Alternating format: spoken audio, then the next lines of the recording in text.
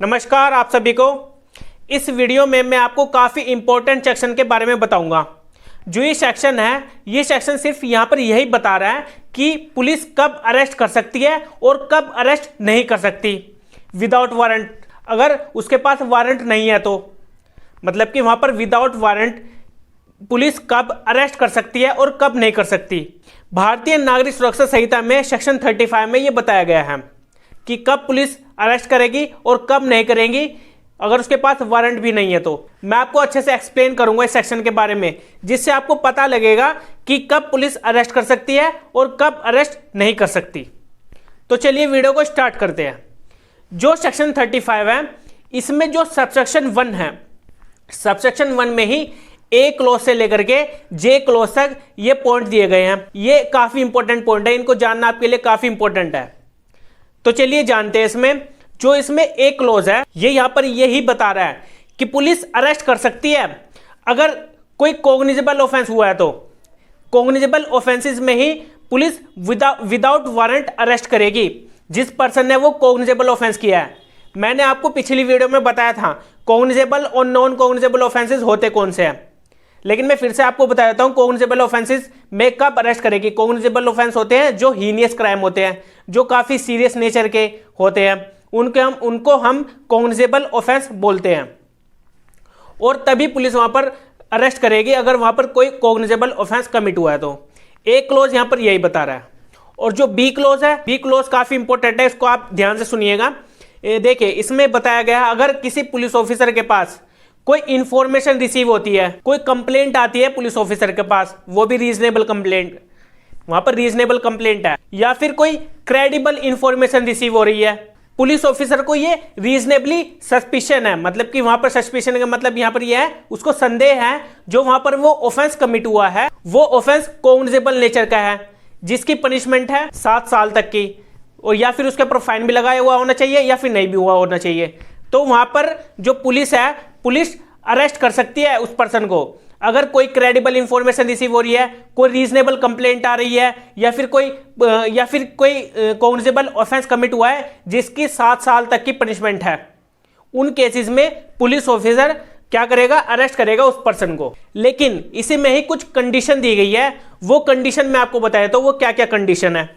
इसमें पहली कंडीशन है पुलिस ऑफिसर जब अरेस्ट करेगा जब उसके पास कोई इंफॉर्मेशन रिसीव हो रही है, कोई क्रेडिबल इंफॉर्मेशन है जो, या फिर कोई कंप्लेंट कराई जा रही है उन केसेस में, या फिर उस पुलिस ऑफिसर को सस्पिशन है उस पर्सन के ऊपर जिस पर्सन ने वहां पर ऑफेंस कमिट किया है नॉन कॉग्निजेबल ऑफेंस का, तो वहां पर पुलिस ऑफिसर उसको अरेस्ट कर लेगा। दूसरा पॉइंट है यहां पर यही बता रहा है कि वहां पर जरूरी है उस पर्सन को अरेस्ट करना, नेसेसरी है उस पुलिस ऑफिसर के लिए कि उस पर्सन को अरेस्ट किया जाए। इसमें 5 पॉइंट बताए गए। दूसरे पॉइंट में वो पहला पॉइंट इसमें बताता है कि जिस पर्सन ने वहां पर ऑफेंस कमिट किया है उस पर्सन को अरेस्ट करना जरूरी है।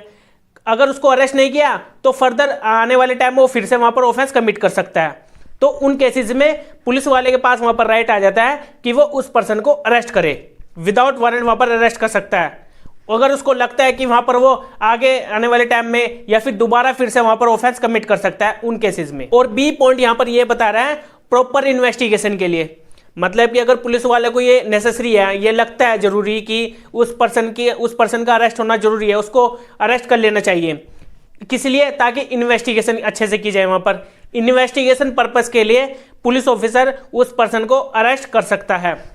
और जो इसमें सी पॉइंट है, अगर पुलिस ऑफिसर को यह लगता है कि अगर उस पर्सन को अरेस्ट नहीं किया गया तो वहां पर वो एविडेंस को टेम्पर कर सकता है, या फिर जो एविडेंसेस है उनको वहां पर नष्ट ही कर सकता है, मतलब कि वहां पर वो खत्म कर सकता है वहां पर अपने सबूत, जो भी एविडेंसेस है उसके अगेंस्ट, जो उसने ऑफेंस कमिट किया पर्सन ने, अगर उसके अगेंस्ट में कोई भी एविडेंस है, अगर उस पर्सन को अरेस्ट नहीं किया गया तो वहां पर वो क्या कर लेगा, वो वहां पे सभी एविडेंस को अपने खिलाफ मतलब कि खत्म ही कर देगा, सब मिटा देगा सबूत को, और टेम्परिंग भी कर सकता है, छेड़छाड़ कर सकता है मतलब एविडेंस के साथ।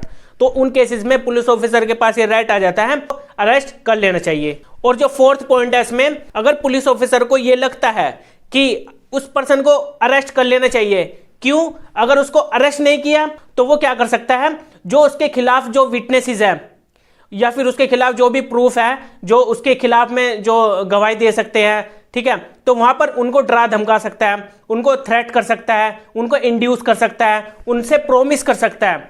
इन केसेस में वहां पर पुलिस उसको प्रिवेंट करेगी अरेस्ट करके, ताकि वहां पर वो ऐसी हरकतें ना करे। उस पर्सन को वहां पर अरेस्ट करके उसको प्रिवेंट करती है, ताकि वो इन चीजों में ना जाए। किन चीजों में ना जाए? कहीं वो किसी विटनेस को ना डराए धमकाए, या फिर जिस पार्टी ने उसके खिलाफ जो कंप्लेंट की है उसको डराए धमकाए ना। तो उन केसेस में पुलिस ऑफिसर क्या करते हैं, उस पर्सन को अरेस्ट कर लेते हैं, अगर पुलिस ऑफिसर को ये लगता है, अगर जरूरी लगता है तभी। और जो पांचवा इसमें पॉइंट है, सेकंड पॉइंट में ही ये यहां पर यही बता रहा है, अगर पुलिस ऑफिसर को ये लगता है कि वो कोर्ट में अपीयर नहीं होगा, अगर जब भी उसकी जरूरत पड़ेगी, ठीक है, जब भी उस पर्सन की जरूरत पड़ेगी वो अपीयर नहीं हो पाएगा, तो उन केसेस में पुलिस ऑफिसर उसको अरेस्ट कर लेगी। जो पुलिस है, पुलिस उस पर्सन को अरेस्ट कर लेगी। अगर पुलिस ऑफिसर को ये लगता है कि ये आने वाले टाइम में अगर उसकी जरूरत पड़ेगी कोर्ट में, उसकी प्रेजेंस में, उसको प्रेजेंट होने के लिए, तो वहां पर उन केसेस में पुलिस ऑफिसर उसको अरेस्ट कर लेगा। जो मैंने ए से लेकर के ई पॉइंट मैंने आपको जो बताए हैं, इन केसेस में अगर पुलिस ऑफिसर अरेस्ट करता है तो पुलिस ऑफिसर को उसका रीजन भी देना पड़ेगा। जो मैंने अभी आपको सारे पॉइंट बताए हैं, इन केसेस में अगर पुलिस ऑफिसर अरेस्ट करता है किसी पर्सन को, तो उसको रीजन इन राइटिंग में देना पड़ेगा कि पुलिस ऑफिसर ने क्यों अरेस्ट किया है, क्या रीजन था। और इसमें एक प्रोवाइजो भी दिया गया है। वो प्रोवाइजो यहां पर यही बता रहा है कि अगर पुलिस ऑफिसर ने उस पर्सन को अरेस्ट नहीं किया तो क्यों नहीं किया। प्रोवाइजो यहां पर यह भी बता रहा है, अगर वो अरेस्ट नहीं भी करेगा तो उसको यह भी बताना पड़ेगा कि उस पर्सन ने उस पुलिस ऑफिसर ने अरेस्ट क्यों नहीं किया। अगर अरेस्ट करता भी है तो फिर भी उसको बताना पड़ेगा इन राइटिंग में, उसको रीजंस रिकॉर्ड करने पड़ेंगे, उसको पुलिस ऑफिसर को बताना पड़ेगा कि उसने अरेस्ट क्यों किया उस पर्सन को। तो दोनों कंडीशन लगाई गई है उस पुलिस ऑफिसर के ऊपर, अगर अरेस्ट करेगा, अगर नहीं भी करेगा, तो दोनों में उसको रीजंस देने पड़ेंगे इन राइटिंग में रिकॉर्ड करके। तो वहां पर ये पुलिस ऑफिसर की ड्यूटी होती है। तो ये हमारा बी पॉइंट कंप्लीट हो गया है। और जो सी पॉइंट है आगे इसमें बताया गया है, सी पॉइंट यहां पर ये बता रहा है, अगर किसी पुलिस ऑफिसर के पास ये क्रेडिबल इंफॉर्मेशन रिसीव हो रही है, कोई क्रेडिबल इंफॉर्मेशन की यहां पर बात की गई है, अगर कोई ऐसी इंफॉर्मेशन आ रही है जहां पर किसी पर्सन ने कोई ऑफेंस कमिट किया है जिसकी सजा 7 साल से ऊपर की है, या फिर उसमें लाइफ इंप्रिजनमेंट है, या फिर उसमें डेथ की सजा है, डेथ पेनल्टी है उसमें, तो उन केसेस में पुलिस ऑफिसर वहां पर उस पर्सन को अरेस्ट करेगा। अगर वहां पर ऐसी इंफॉर्मेशन मिलती है उनकी ऐसा ऑफेंस हुआ है जिस ऑफेंस में 7 साल से ऊपर की सजा है, तो उन केसेस में भी पुलिस ऑफिसर क्या करेगा, उस पर्सन को वहां पर अरेस्ट कर लेगा विदाउट एनी वारंट। मतलब कि जो ये सेक्शन में अभी बता रहा हूं ना, ये सभी विदाउट वारंट अरेस्ट करेगा। सी पॉइंट सिंपली यहां पर यही बता रहा है और कुछ नहीं है। और जो इसमें डी पॉइंट है, डी पॉइंट यहां पर यही बता रहा है, अगर किसी पर्सन को कोर्ट ने प्रोक्लेम्ड ऑफेंडर घोषित कर दिया, जिसको हम पीओ बोलते हैं, प्रोक्लेम्ड ऑफेंडर तब घोषित किया जाता है जब वो कोर्ट में अपीयर नहीं होता है। मैंने आपको पिछली वीडियो में सेक्शन 34 में बताया था इस बारे में, अगर जहां पर 10 साल से ऊपर की सजा होती है तो उन केसेस में उसको प्रोक्लेम्ड ऑफेंडर घोषित कर दिया जाता है अगर वो अपीयर नहीं होता है। देखिए मैं इसको पूरा प्रोसीजर आपको बताया था इसी वीडियो में आपको बताया तो प्रोक्लेम्ड ऑफेंडर होते कौन है। देखिए जब भी कोर्ट किसी एक्यूज्ड पर्सन को बोलती है कि आप कोर्ट में अपीयर हुई है, पहले उसको नोटिस जाएगा, और नोटिस जाने के बाद भी वो अपीयर नहीं हो रहा है, उसने उस नोटिस को रिसीव भी कर लिया है, वो फिर भी अपीयर नहीं हो रहा, उसके बाद कोर्ट उसके खिलाफ वारंट इशू करती है। और वारंट इशू करने के बाद भी अगर वो पर्सन वहां पर अपीयर नहीं हो रहा है तो फिर उसके बाद कोर्ट उसके खिलाफ प्रोक्लेमेशन निकालती है।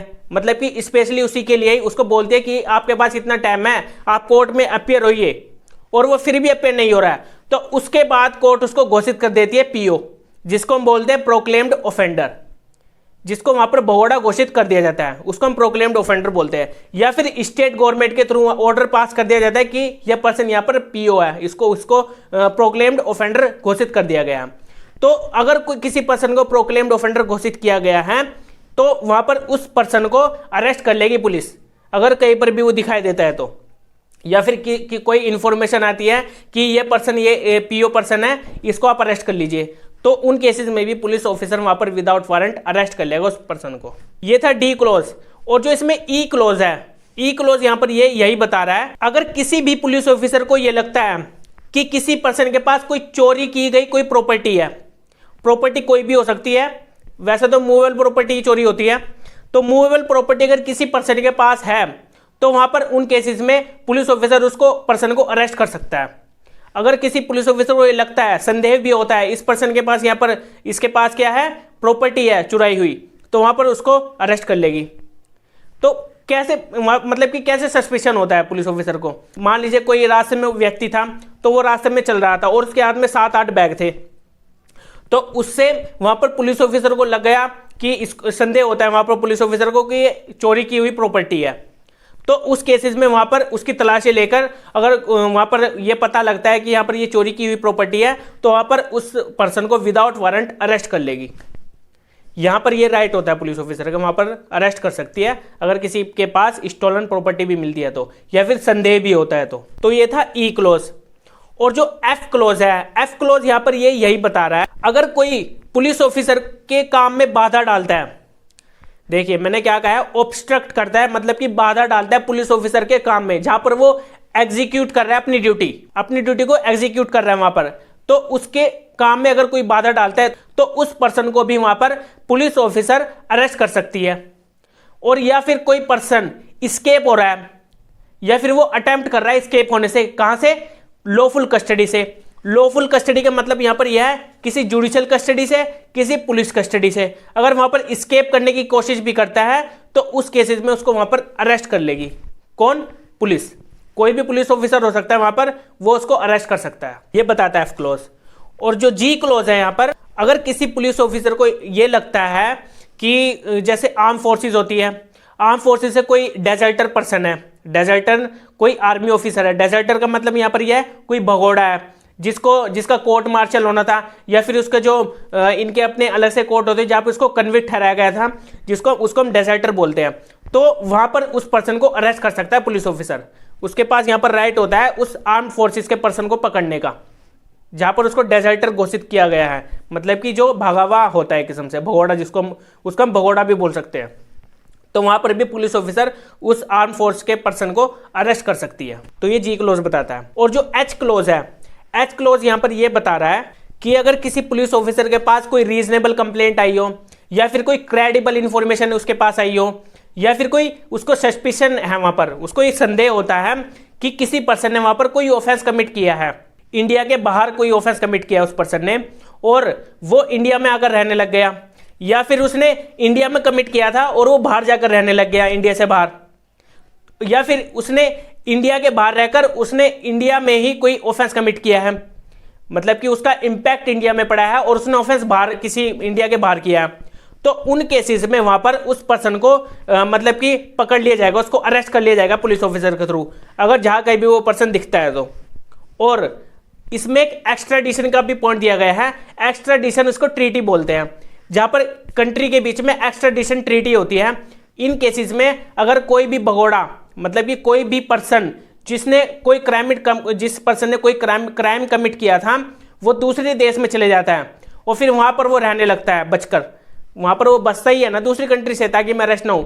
तो एक्स्ट्राडिशन ट्रीटी से वो जो दूसरे देश में जाकर गया है वहां पर रहने के लिए, तो उन केसेस में वो दूसरी कंट्री की जो गवर्नमेंट है वो उसी कंट्री को उसको सौंप देगी जो वहां पर वो छिपा हुआ बैठा था। इसको बोलते हैं हम एक्स्ट्राडिशन ट्रीटी। तो उस केसेस में वहां पर उसको पकड़ लिया जाएगा, या फिर वो इंडिया में रहने लग गया कोई पर्सन आकर, वहां पर उसको कस्टडी में रख सकती है इंडिया, मतलब कि वहां पर उसको, अगर वो इंडिया में बाहर की कोई ऑफेंस कमिट करके हमारे इंडिया में छिपकर रह रहा है कोई पर्सन, तो उसको भी वहां पर अरेस्ट करके रखा जा सकता है। ये बताता है एच क्लोज। और जो इसमें आई क्लोज है, आई क्लोज यहां पर ये यही बता रहा है, रिलीज कन्विक्शन की यहां पे बात की गई है। जो रिलीज कन्विक्ट होता है उसने अपनी सजा को पूरा कर लिया होता है, फिर उसको बाहर छोड़, मतलब कि वो बाहर आ जाता है, या फिर उसको किसी बेल के तौर पर, मतलब कि उसने बेल लिया अपनी, वो तब बाहर आ रहा है। तो अगर वहां पर वो उसकी कंडीशन को वहां पर फुलफिल नहीं करता, उसका वहां पर पालन नहीं करता, तो उस केस में उसको वहां पर अरेस्ट कर लिया जाएगा। ये सेक्शन 394 सबसेक्शन 5 में दिया गया है, 394 के सबसेक्शन 5 में बताया गया है ये। इसको मैं आगे आने वाली वीडियो में बताऊंगा। सेक्शन 394 की आप मेरी वीडियो देख लेना, उससे आपको क्लियर हो जाएगा उसमें क्या बताया गया है, ठीक है। तो उन केसेस में वहां पर पुलिस ऑफिसर अरेस्ट कर सकता है उस पर्सन को। और जो जे क्लोज है यहाँ पर, जे क्लोज यहाँ पर यही बता रहा है कि यहाँ पर कोई पुलिस ऑफिसर रिक्वेस्ट कर सकता है किसी अनदर पुलिस ऑफिसर को, ओरली भी उसको रिक्वेस्ट कर सकता है या फिर रिटर्न में भी कर सकता है। अब वहां पर उस अनदर पर्सन को बोल सकता है कि आप इस पर्सन को अरेस्ट कर लीजिए, तो वहां पर भी वो पुलिस ऑफिसर उस पर्सन को अरेस्ट करेगा। ये वहां पर राइट हो जाता है उस पुलिस ऑफिसर का। लेकिन वहां पर देखा जाएगा कि वो ऑफेंस कौन सा हुआ है। वहां पर तो कॉग्निजेबल ऑफेंस में ही करेंगे ना अरेस्ट, तो वहां पर उस पर्सन को अरेस्ट कर लिया जाएगा। या फिर कोई प्रोक्लेम्ड ऑफेंडर है, जो मैंने अभी कुछ पॉइंट इससे पहले मैंने आपको बताया, तो उन्हीं कैटेगरी के अंडर ही वहां पर पुलिस ऑफिसर दूसरे पुलिस ऑफिसर को रिक्वेस्ट कर सकता है, रिटर्न में भी और ओरली भी। उसको बोल सकता है कि आप इस पर्सन को अरेस्ट कर लीजिए, तो वहां पर वो उस पर्सन को अरेस्ट करेगा। तो ये हो गया हमारा सबसेक्शन 1 कंप्लीट। अब चलते हैं हम सबसेक्शन 2 में। सबसेक्शन 2 यहां पर क्या बता रहा है, अगर किसी पुलिस ऑफिसर के पास कोई नॉन कॉग्निजेबल ऑफेंस के अंडर कोई इंफॉर्मेशन रिसीव हो रही है, कोई कंप्लेंट आ रही है, कोई क्रेडिबल इंफॉर्मेशन आ रही है उस पुलिस ऑफिसर के पास, तो क्या वहां पर वो पुलिस ऑफिसर अरेस्ट करेगा? नहीं कर सकता। नॉन कॉग्निजेबल में तो अरेस्ट करेगा ही नहीं जब तक उसके पास वारंट नहीं आ जाते कोर्ट की तरफ से। अगर कोर्ट ने उसको वारंट जारी कर दिए कि आप इस पर्सन को अरेस्ट कर लीजिए, नॉन कॉग्निजेबल ऑफेंस की यहां पर बात की गई है, अगर वहां पर कोर्ट ने वहां पर ऑर्डर कर दिए तो वहां पर तब जाकर पुलिस ऑफिसर अरेस्ट कर सकता है उस पर्सन को, बिना वारंट के अरेस्ट नहीं करेगा। लेकिन इसी में ही सबसेक्शन 2 में ही एक सेक्शन और दिया गया है। इसमें सेक्शन 39 का जिक्र किया हुआ है। सेक्शन 39 इसमें मेंशन किया हुआ है। सेक्शन 39 के अंडर ये बताया गया है कि अगर कोई भी पर्सन अपना नाम या उसने अपना एड्रेस प्रॉपर वे में नहीं बता रहा है, नाम और एड्रेस अपना नहीं सही बता रहा है, या फिर वो कुछ बोल ही नहीं रहा है, तो उस केस में वहां पर उसको अरेस्ट कर लेगी पुलिस, चाहे वो नॉन कॉग्निजेबल ऑफेंस क्यों ना हो। तो उस केस में वहां पर पुलिस ऑफिसर के पास ये राइट है कि वहां पर उस पर्सन को अरेस्ट कर लेगा, अगर वो अपना नाम और पता सही भी नहीं बता रहा है तो ये था सबसेक्शन 2। सबसेक्शन 3 यहां पर यही बता रहा है कि अगर पुलिस ऑफिसर को ये लगता है कि ये अगर इसको नोटिस किया जाएगा पर्सन को, चाहे उसने कॉग्निजेबल ऑफेंस कमिट किया हो, अगर ये पर्सन को नोटिस किया जाएगा और वो अपीयर हो रहा है हर नोटिस पे कोर्ट में या फिर पुलिस स्टेशन में, अगर उसको बुलाया जा रहा है तो वहां पर वो अपीयर हो रहा है, तो उस केसेस में उसको अरेस्ट नहीं करेगी पुलिस। वहां पर अरेस्ट कर ही नहीं सकती अगर वो अपनी तारीख पर प्रॉपर वे में आ रहा है। जब भी उसको बुलाया जा रहा है कोर्ट में तो वहां पर वो आ रहा है, अपने नोटिस का वहां पर पालन कर रहा है, तो उस केस में पुलिस ऑफिसर उस पर्सन को अरेस्ट नहीं करेगा, चाहे वो कॉग्निजेबल ऑफेंस ही क्यों ना हो। और वहां पर पुलिस वाले को लग भी रहा है कि वो हर नोटिस का वहां पर पालन कर रहा है, जो भी इसको नोटिस भेजे जा रहे हैं वो वहां पर अपीयर भी हो रहा है, तो उस केस में वहां पर पुलिस ऑफिसर उसको अरेस्ट नहीं करेगा। तो ये था सबसेक्शन 3। और जो इसमें सबसेक्शन 4 है, सबसेक्शन 4 यहां पर यही बता रहा है, अगर किसी पर्सन को नोटिस भेजे जा रहे हैं और वो उस नोटिस का पालन कर रहा है, कंप्लाई कर रहा है उस नोटिस को, जब भी उसको नोटिस भेजे जा रहे हैं उसको कहा जा रहा है कि आप इस तारीख पर आइए, उस तारीख पर आइए, आप यहां पर अपीयर होइए, तो वो उस नोटिस का एक किस्म से कंप्लाई कर रहा है, तो उस केसेस में भी पुलिस ऑफिसर उस पर्सन को अरेस्ट नहीं कर सकता। वहां पर पावर नहीं होती फिर पुलिस ऑफिसर के पास अरेस्ट करने की, अगर वो कंप्लाई कर रहे हैं नोटिस को। और सबसेक्शन 5 में ये बताया गया है सबसेक्शन 5 में कि अगर वहां पर वो कंप्लाई कर रहा है तो पुलिस ऑफिसर अरेस्ट नहीं करेगा, वहां पर अगर वो कंप्लाई कर रहा है हर नोटिस को। और अगर पुलिस ऑफिसर वहां पर उस पर्सन को अरेस्ट भी कर रहा है तो वहां पर वो अपने रीजंस रिकॉर्ड करेगा कि आप क्यों अरेस्ट कर रहे हो, क्या वजह है आपने इस पर्सन को अरेस्ट किया है। अगर वो वहां पर नोटिस को भी कंप्लाई कर रहा है, उसका पालन कर रहा है नोटिस का, और फिर भी आपने अरेस्ट कर लिया, तो वहां पर उसका रीजंस रिकॉर्ड करके देना पड़ेगा उस पुलिस ऑफिसर को। ये सबसेक्शन 5 बताता है। और जो सबसेक्शन 6 है, सबसेक्शन 6 में यही बताया गया है कि अगर कोई पर्सन कंप्लाई नहीं कर रहा है उस नोटिस का जो कोर्ट की तरफ से भेजा गया था, उस नोटिस का वहां पर पालन नहीं कर रहा है वो पर्सन, तो उस केस में भी वहां पर वो उस पर्सन को अरेस्ट कर लिया जाएगा। पुलिस ऑफिसर उस पर्सन को अरेस्ट करेगा जाकर, क्योंकि वो कंपिटेंट कोर्ट की तरफ से जो नोटिस आए थे वो वहां पर पालन नहीं कर रहा था, इसी वजह से वहां पर उस पर्सन को अरेस्ट किया जाएगा, क्योंकि वहां पर वो कंप्लाई नहीं कर रहा था उस नोटिस को जो वहां पर कोर्ट की तरफ से भेजे जा रहे थे। और जो इसमें सबसेक्शन 7 है, सबसेक्शन 7 आप ध्यान से सुनिएगा, ये काफी इंपॉर्टेंट है। देखिए, अगर किसी पुलिस ऑफिसर को किसी पर्सन को अरेस्ट करना है जिस पर्सन की एज 60 ईयर्स से अबव है, मतलब कि 60 साल से ऊपर की एज है उस पर्सन की, या फिर वो इन्फर्म है, या फिर जो ऑफेंस उस पर्सन ने कमिट किया है वो 3 साल से कम का है, 3 साल से ज्यादा की उसमें सजा नहीं है जो ऑफेंस कमिट हुआ है, तो उन केसेस में पुलिस ऑफिसर अरेस्ट नहीं करेगा। अगर करेगा तो उसको क्या करनी पड़ेगी, उसको परमिशन लेनी पड़ेगी, प्रायर परमिशन लेनी पड़ेगी उसको डीएसपी से, मतलब कि जो डिप्टी सुपरिटेंडेंट ऑफ पुलिस होते हैं उसकी रैंक से नीचे का नहीं होना चाहिए, उसकी रैंक से ऊपर का होना चाहिए, चाहे वो सुपरिटेंडेंट ऑफ पुलिस से परमिशन ले, ठीक है, डीएसपी की रैंक से नीचे का नहीं होना चाहिए। मैंने आपको क्या बताया, सबसेक्शन 7 में 60 साल से ऊपर की जिस पर्सन की एज है, या फिर वो पर्सन इन्फर्म है, या फिर वो जो उसने ऑफेंस कमिट किया है उसकी 3 साल से कम की उसमें सजा है, जो ऑफेंस उसने कमिट किया वहां पर, जो भी उसने वहां पर अपराध किया है उसमें 3 साल से ज्यादा की सजा नहीं है, तो उस केसेस में डीएसपी की रैंक से ऊपर की पर्सन से, जिसकी जो डिप्टी सुपरिटेंडेंट ऑफ पुलिस है उसकी रैंक से ऊपर के किसी सीनियर ऑफिसर से क्या लेनी पड़ेगी, उसको प्रायर परमिशन लेनी पड़ेगी, तब जाकर उस पर्सन को अरेस्ट किया जा सकता है। ऐसे वो पुलिस ऑफिसर अरेस्ट नहीं कर सकता। तो ये हमने पूरी तरह से जान लिया है कि कब पुलिस अरेस्ट कर सकती है, कब नहीं कर सकती, विदाउट वारंट कब अरेस्ट करेगी, विद वारंट कब अरेस्ट करेगी, ये हमारा सेक्शन 35 ही बताता है भारतीय नागरिक सुरक्षा संहिता में। तो अब ये पूरी तरह से आपको क्लियर हो गया होगा कि कब पुलिस अरेस्ट करेगी, कब नहीं करेगी। तो अब हम मिलेंगे अपनी नेक्स्ट वीडियो में, और आज की इस वीडियो में इतना ही था।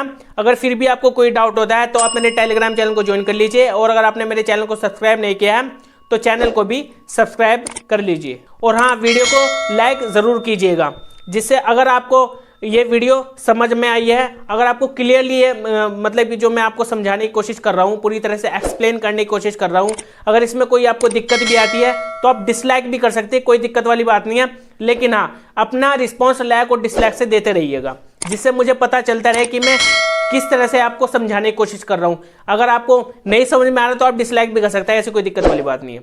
ठीक है, तो अब हम मिलेंगे अपने नेक्स्ट वीडियो में। Okay, bye.